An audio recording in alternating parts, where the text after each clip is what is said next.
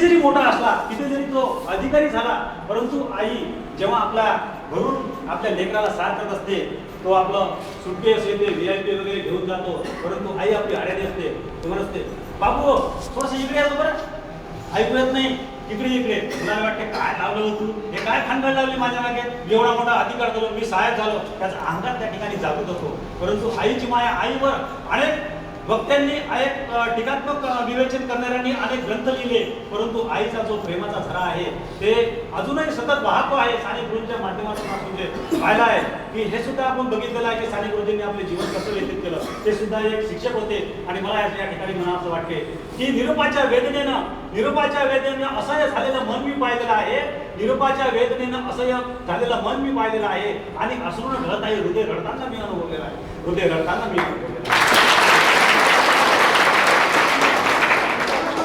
प्रेमाची भावना आहे की आज या वसतिगृहाच्या माध्यमातून परस्पर आपण जोडल्या जातो, ही फार मोठी आमची एक सर्वांची बाजू आहे. मी असं म्हणणार नाही की आम्ही वसतिगृहामध्ये राहत असताना आम्ही सगळे प्रेमानेच राहतो, आमच्यामध्ये वादही होतात, परंतु आम्ही हे वाद करत असताना आमचे जे मूळ जे अधिष्ठान आहे, जे प्रेमाची आपुलकीची भावना आहे, ते आम्ही कायम ठेवून हे सगळं काही करत असतो. जेव्हा विद्यार्थी माझ्या समोर येतो तेव्हा मी विद्यार्थ्यांना मी असं प्रेमाने बोलतो असं नाही.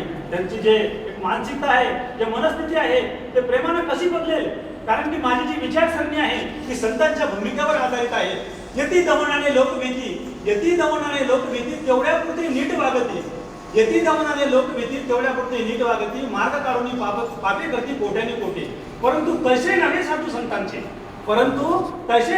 संतांचे, त्यांचे बोलणे प्रेमाचे, आपुलकीचे, आणि एकदा विचार पटले त्यांचे, मग मरे तो न विसरती,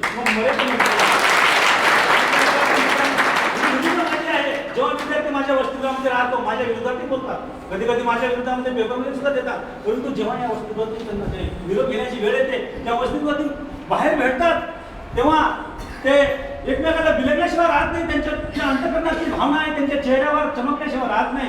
ही जेव्हा चमक त्यांच्या डोळ्यामध्ये, त्यांच्या चेहऱ्यावर मला दिसते, तेव्हा मनोमन माझ्या विद्यार्थी मित्रांनो, माझी सुद्धा त्यांच्याबद्दलची जे भावना आहे ती सुद्धा बाहेर आल्याशिवाय राहत नाही. तर असो मी तुम्हाला सांगू इच्छितो की आपण एक महाभारतामध्ये पाहिलेलं आहे, श्रीकृष्ण एवढे परब्रह्म, पूर्णब्रह्म, पूर्णावतार, हे सुद्धा आपल्या सवंगड्यासोबत, त्यांचे सवंगडी कोण होते, त्यांचे मित्र कोण होते, रोडक्या, सुदाम्या, पेंद्या, हे सुद्धा आपले एक मित्र आहेत. त्यांनी गोकुळामध्ये राहत असताना सर्वांची मैत्री केली. त्यांनी आपलं परब्रह्म पण कधी दाखवलं नाही, त्यांनी आपली श्रीमंती कधी दाखवली नाही. श्रीमंतात नैराश्याच्या नाजूक नका श्रीमंताची विरक्त गाणी, आणि माणुसकीचा धर्म विसरता बळेचे ठरतील गाणी, माझ्या विद्यार्थी मित्रांनो, किती वैभव असेल, किती श्रीमंती असेल, पण त्याच्यामध्ये माणुसकीचा धर्म नसेल, मनामध्ये हृदयामध्ये आपुलकीची भावना नसेल, इतरांमध्ये प्रेमाची भावना असेल, त्याचं जीवन व्यर्थ आहे, त्याला झोपेच्या गोळ्या घ्याव्या लागतात. टाटा बिर्ला असेल, किती करोडपती असेल, त्याला कोणी आपुलकीचं भेटत नाही. माझ्या मित्रांनो, मला सांगायचं या वेळेस एवढं ज्ञानाचा स्फोट यावेळेस झालेला आहे. अमेरिका पाहतो, आपल्या भारतामध्ये सुद्धा करोडोची संपत्ती असलेले लोक आपण पाहतो, परंतु आज सर्वात मोठा दुःखी असेल तर श्रीमंत प्राणी आणि बाप नावाचा प्राणी. माझ्या विद्यार्थी मित्रांनो, आपल्या आई वडिलांना आपल्या पोराचा चेहरा पडलेला कधी आवडत नसतो. जेव्हा मी विद्यार्थ्यांकडे बघतो, जरी तुम्ही माझे खरे म्हणजे पुत्र नसाल, परंतु तुम्ही माझे मानसपुत्र आहात. जेव्हा मी तुमच्याशी हृदयाशी जोडल्या जातो, हा फार मोठा त्याच्यामध्ये आत्मीयतेची जी भावना असते जोडल्या जातो, तेव्हा तुमच्या सुखदुःखाशी जेव्हा मी जोडल्या जातो. आणि जेव्हा खरोखर माझ्या विद्यार्थी मित्रांनो, काही विद्यार्थी आपले अभ्यासाकडे लक्ष देतात, गैरवर्तन करतात, तेव्हा मला त्यांच्याबद्दल वाईट वाटत नाही, परंतु मनोमन एक आंतरिक वाटे आहे. आज एवढी मोठी जरी काही असुविधा असेल, परंतु आपण पॉझिटिव्ह दृष्टीने मागच्या वेळेस मी तुम्हाला चांगल्या तऱ्हेने पडून दिलं होतं की निगेटिव्ह आणि पॉझिटिव्ह कसं पाहत असते. कारण की मी सुद्धा वसतिगृहामध्ये जीवन काढलेलं आहे, अत्यंत वाईट परिस्थितीमध्ये जीवन काढलेलं आहे. मी सुद्धा पुढच्या साहेबांना मी सांगू इच्छितो की 1400 विद्यार्थी त्या वसतिगृहामध्ये होते, आणि जेव्हा आम्ही जेवण करायचो, फक्त आठवड्यातून 2 वेळा भाजी मिळायची, आणि 1400 विद्यार्थी म्हटल्यानंतर तुम्ही विचार करा की ते गंज किती मोठाले असते. त्याच्यामध्ये माझ्या विद्यार्थी मित्रांनो, त्या गंजाच्या भाजीमध्ये वरणामध्ये म्हणजे पाणी बकेटने टाकत होते. 2 इंची मोटरचा पाईप होता. आम्ही डोळ्याने पाहत होतो, अरे देवा कसं होईल आता आमचं. परंतु एक आंतरिक प्रेरणा घेऊन आम्ही जगलो, आणि आमच्यामध्ये एक जिद्द होती, त्या जिद्दीची भावना आम्ही घेऊन त्या ठिकाणी जगलो. हीच विचारसरणी माझ्या विद्यार्थ्यांमध्ये रुजावी, त्यांच्या आयुष्यामध्ये चांगले दिवस यावे. जरी असेल तरी आपण परिस्थितीतून मार्ग काढू शकतो. तर असो ते मी श्रीकृष्णाचं उदाहरण तुम्हाला सांगत होतो. तर जेव्हा गोकुळामध्ये राहत असताना श्रीकृष्णाला आपल्या सवंगड्यांना सोडून जाण्याची जेव्हा गोकुळामधून त्यांना बाहेर जाण्याची जेव्हा वेळ आली, सगळ्या आपल्या सवंगड्यांना त्यांनी जे आपले गोरगरीब सुदाम्यासारखे जे गरीब मित्र होते त्यांना सोबत बसवलं आणि आपला एक काला केला. आणि काला करत असताना एक जे नाव होता पेंद्या नावाचा जो एक त्यांचा जो एक भक्त होता, तो नेहमी श्रीकृष्णाशी कधीच चांगला वागत नव्हता. काही ना काहीतरी श्रीकृष्णाने चांगलं केलं की त्याच्यामध्ये तो काय करायचा, काही ना काहीतरी वा तुले काय काम आहे, गोवर्धन पर्वत आहे नुसतं पोट टाकवते, गोवर्धन पर्वत आम्हीच उचलला, अशा अनेक बाबीमध्ये त्यांच्या म्हणजे श्रीकृष्णाविषयी तो म्हणजे नेहमी दोष करायचा. श्रीकृष्णाला कधीच चांगलं आहे म्हणायचा, परंतु ते परब्रह्म पूर्णावतार होते. तुम्ही देव माना किंवा हा एक नंतरचा भाग आहे, परंतु याच्यामधून जे दृष्टांत सांगत आहोत, दृष्टांत सांगत असताना याच्यामधून बाहेर काय पडते हे आपल्याला पाहायचं आहे. त्याच्यानंतर जे मैत्रीचं नातं होतं ते कसं होतं, ते त्यांनी कसं जपलं, ते कसं असे आंतरिक त्यांच्याशी जुळले गेले, याच्या माध्यमातून मला हे सांगायचं आहे. ते देव किंवा नास्तिक किंवा आस्तिक हा भाग मी या ठिकाणी स्पष्ट करणार नाही. तर असं जेव्हा त्यांच्यासोबत राहत होते तर त्यांच्या नावाचा जो पेंद्या नावाचा जो एक त्यांचा भक्त होता तो त्यांच्याच कधीच चांगला राहत होता. आणि जेव्हा त्यांना निरोप घेण्याची वेळ आली आणि त्या ठिकाणी सगळेजण बसले, सगळेजण बसत असताना आपल्या श्रीकृष्ण भगवान परब्रह्माला वाटलं की या ठिकाणी पेंद्या दिसत नाही म्हणे.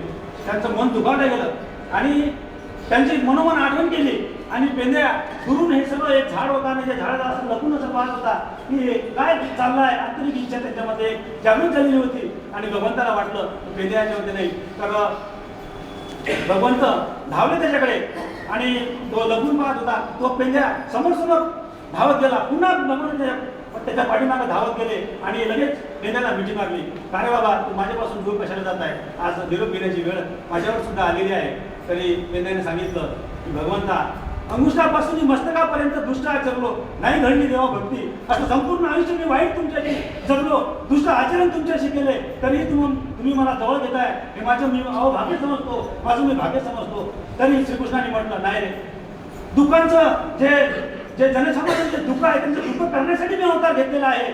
मी दुखवण्यासाठी किंवा इतरांचं नुकसान करण्यासाठी मी माझा अवतार जो आहे तो त्याच्यासाठी नाही आहे, तुमचं कल्याण करण्यासाठी मी आलेलो आहो. तरी त्यांनी म्हटलं तर ठीक आहे, तू भगवंताचं रूप आहे, तू मोठेपण दाखवलं माझ्यासाठी मोठेपण आहे, परंतु एका अटीवर मी तुझ्यासोबत या कार्याच्या कार्यक्रमासाठी मी बसतो. तर कोणती अट म्हणे, भगवंता मी माझ्या कर्माचं मी संचित प्रिय आणि प्रारब्ध त्याच्यानुसार माझ्या कर्माचं फल मी भोगीनाच, कारण की मला ते भोगावंच लागणार आहे, कारण की मी कर्म केलेलं आहे, मी चुकीचं कर्म केलेलं आहे, कारण की जसे ज्याचे कर्म तसे फळ देईल ईश्वर, ते मला भोगावंच लागणार आहे.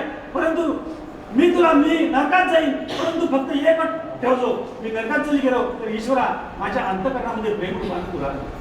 तर त्यावेळेस श्रीकृष्णाचे सुद्धा डोळे पाणावले आणि पेनाला मिठी मारली आणि राधेकृष्ण गोपाल कृष्ण म्हणून त्याला सहभागी केलं. तर माझ्या विद्यार्थी मित्रांनो, आमचं मोठेपण कशामध्ये आहे हे मला सांगायचं आहे की तुमचं जे समजा प्रेम जिंकण्यामध्ये, तुमचं भलं होण्यामध्ये, आम्ही जरी शिक्षक कळालो, आम्ही जरी ग्रुपामध्ये शेवटपर्यंत आमचं रिटायरमेंट ग्रुपामध्ये जरी आम्ही नाही झालो तरी बी आम्हाला त्याची पर्वा नाही, आम्ही किती मोठे झालो याची आम्हाला पर्वा नाही, तुमच्यामध्ये किती परिवर्तन आम्ही करू शकलो हे आमचं अवभाग्य किंवा हे याची कसोटी हे काम करत असताना आमची राहत असते. मग भाग राहिला प्रशासनाचा, तर प्रशासन बाब जे आहे किंवा जे अडथळे येतात ते कशा पद्धतीने येतात, ते काय येतात ते उर्ले सरांना चांगलं माहीत आहे. त्याबद्दल मी त्यांच्याकडे काही तक्रार करणार नाही. आणि जर सरांनी कदाचित येथील माझी व्यथा ऐकून किंवा विद्यार्थ्यांची काय ऐकून जर एखाद्या वेळेस वेळ दिला तर सेक्रेटरी त्यांच्याची वेळ देऊन, कारण की आमचं कर्तव्यच आहे, वेळ देऊन मी सरांची वेगळं बोलेन. परंतु असो माझ्या विद्यार्थी मित्रांनो, आज तुम्ही या ठिकाणी निरोप देता, तुम्ही चांगली मेहनत घेतलेली आहे. मी माझं जास्त काही असं मार्गदर्शन या ठिकाणी करणार नाही, परंतु माझं कर्तव्य होतं, एक पालक म्हणून माझं कर्तव्य होतं की काहीतरी माझ्या विद्यार्थ्यांना निरोपाच्या निमित्तानं काहीतरी सांगावं विचार रूपानं, कारण की ही शिकवणी तुमची काय शिकवली राहणार आहे. या ठिकाणी आपण राहत असताना आपण काय जेवलो, किती स्वादिष्ट अन्न खाल्लं याला महत्व नाही, परंतु आपण कसे जगलो, आपण परस्परांची कसे राहिलो ही आपली शिदोरी कायमस्वरूपी आपल्या जवळ राहणार आहे. तर असो आपल्याला कितीही समोर संघर्ष करावा लागला तरी आपण तरुण हा माझे मित्र विद्यार्थी मित्रांनो, आपण संध्याकाळी सकाळ